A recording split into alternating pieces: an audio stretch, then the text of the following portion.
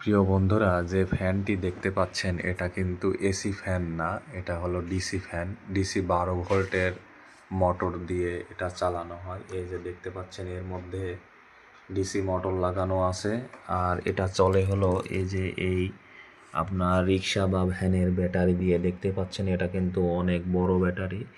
তো এই ব্যাটারিটা চার্জ করার জন্য আমি এরকম একটা চার্জার কিনেছিলাম। দেখতে পাচ্ছেন এটা হলো 12 ভোল্ট।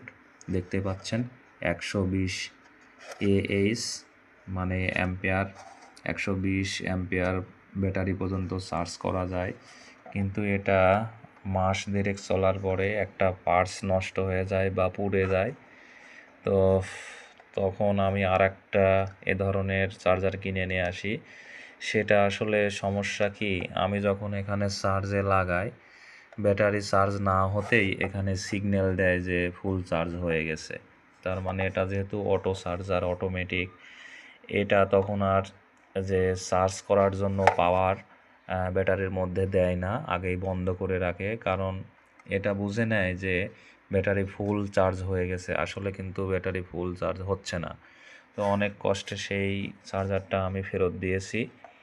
তো আমি এই যে কম্পিউটারের পাওয়ার সাপ্লাই এখানে দেখতে পাচ্ছেন, এই যে কম্পিউটারের পাওয়ার সাপ্লাইটি একটু মডিফাই করে আমি এই যে ব্যাটারি চার্জার বানিয়ে নিয়েছি। দেখতে পাচ্ছেন এখানে যে কেবল দেওয়া রয়েছে, এই কেবলের মাথায় আমি এই যে ক্লিপ দুইটা লাগিয়ে দিয়েছি। এটা দিয়ে কিন্তু আমি এই ব্যাটারি চার্জ দিই। এই ক্লিপ দুইটা কিন্তু এই চার্জারে লাগানো ছিল, আমি খুলে এটাতে সামান্য কিছু মডিফাই করেছি।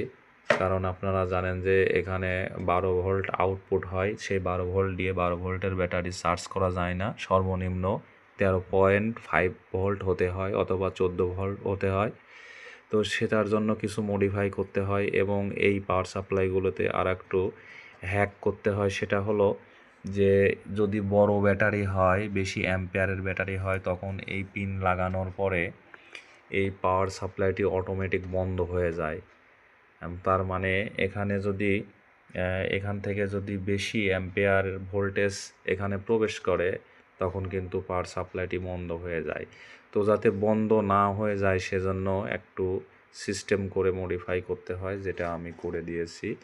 তো আপনারা জানতে চাইলে অবশ্যই আমাকে কমেন্টে জানাবেন, আমি আপনাদের ভিডিও দেওয়ার চেষ্টা করব সেই মডিফাইটি আসলে কি।